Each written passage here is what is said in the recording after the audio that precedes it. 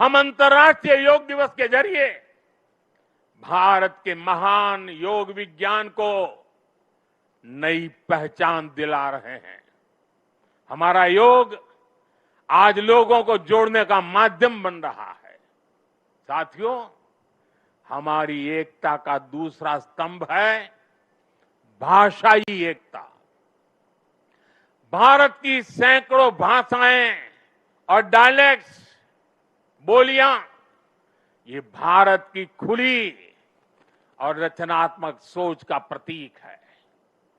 क्योंकि हमारे यहां किसी समाज ने, सत्ता ने या संप्रदाय ने कभी भी भाषा को अपना हथियार नहीं बनाया।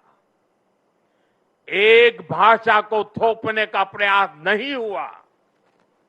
तभी भारत भाषाई विविधता की दृष्टि से विश्व का इतना समृद्ध राष्ट्र बना है। हमारी भाषाओं ने संगीत के अलग अलग सुरों की तरह हमारी पहचान को सशक्त बनाया है। इसलिए साथियों, हम हर भाषा को राष्ट्रीय भाषा मानते हैं। हम गर्व से कहते हैं कि भारत के पास तमिल जैसी दुनिया की सबसे पुरानी भाषा है और हमें इसका गर्व है।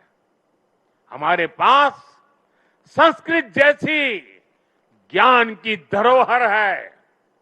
इसी तरह हर भारतीय भाषा की अपनी खूबी है, अपनी साहित्यिक और सांस्कृतिक पूंजी है। हम हर भारतीय भाषा को प्रमोट कर रहे हैं। हम चाहते हैं कि हिंदुस्तान के बच्चे अपनी मातृभाषा में पढ़ाई करें और आगे बढ़े। भारत के लोग देश की दूसरी भाषाओं को भी जानें, उनसे सीखें। भाषाएं हमारी एकता की सूत्रधार बने। और ये एक दिन का काम नहीं है, ये निरंतर चलने वाला काम है, जिसकी जिम्मेदारी हम सबको मिलकर के उठानी है। साथियों, हमारी एकता का तीसरा स्तंभ है भेदभाव मुक्त विकास। क्योंकि गरीबी और भेदभाव ही सामाजिक ताने बाने की सबसे बड़ी कमजोरी होते हैं। देश के दुश्मनों ने हमेशा इन कमजोरियों का इस्तेमाल किया है। इसलिए सरदार साहब गरीबी के खिलाफ देश के लिए दीर्घकालिक योजना पर काम करना चाहते थे। सरदार पटेल ने एक बार कहा था कि अगर भारत को आजादी 1947 के बजाय उससे भी 10 साल पहले मिल गई होती तो भारत 1947 तक भारत खाद्यान्न की कमी के संकट से मुक्त हो चुका होता। उन्होंने कहा था कि जैसे उन्होंने रियासतों के विलय की चुनौती सुलझाई, वो अन्न की कमी की चुनौती भी सुलझा कर ही रुकते। ये थी सरदार साहब की इच्छा शक्ति। बड़ी से बड़ी चुनौती से निपटने के लिए हमें यही इच्छा शक्ति दिखानी होती है। और मुझे गर्व है कि हमारी सरकार सरदार साहब के इन अधूरे संकल्प को भी पूरा करने में लगी है। बीते एक दशक में हमने 25 करोड़ देशवासियों को गरीबी से बाहर निकाला है। आज करोड़ों गरीबों को घर मिल रहा है, घर घर साफ पानी पहुंच रहा है, मुफ्त इलाज की सुविधा मिल रही है। यानी हर नागरिक के लिए गरिमापूर्ण जीवन, ये आज देश का मिशन भी है और विजन भी है।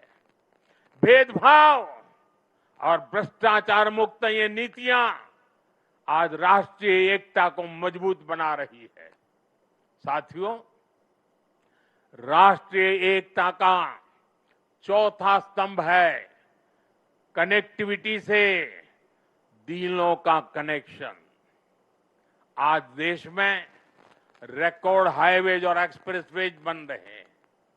वंदे भारत और नमो भारत जैसी ट्रेनें भारतीय रेल को ट्रांसफॉर्म कर रही है। छोटे शहर भी अब एयरपोर्ट की सुविधा से जुड़ रहे हैं। इस आधुनिक इंफ्रास्ट्रक्चर से भारत को लेकर दुनिया का नजरिया ही पूरी तरह बदल रहा है। इसने उत्तर से दक्षिण, पूरब से पश्चिम देश की दूरियों को भी कम किया है। आज लोग आसानी से दूसरे राज्यों में पर्यटन के लिए जा रहे हैं, व्यापार के लिए जा रहे हैं।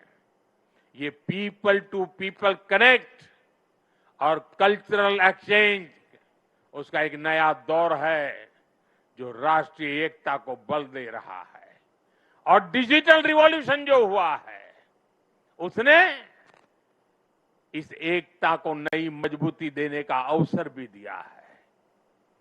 आज डिजिटल कनेक्टिविटी का भी दिलों की कनेक्टिविटी में एक नया मार्ग प्रशस्त हो रहा है। साथियों, सरदार पटेल ने एक बार कहा था, मुझे सबसे ज्यादा खुशी तब मिलती है जब मैं देश के लिए काम करता हूं।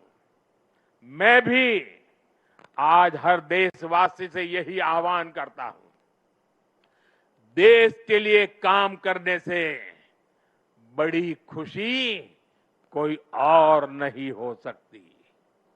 मां भारती की साधना हर देशवासी की सबसे बड़ी आराधना है। जब 140 करोड़ भारतवासी एक साथ खड़े हो जाते हैं तो चट्टानें खुद रास्ता छोड़ देती हैं।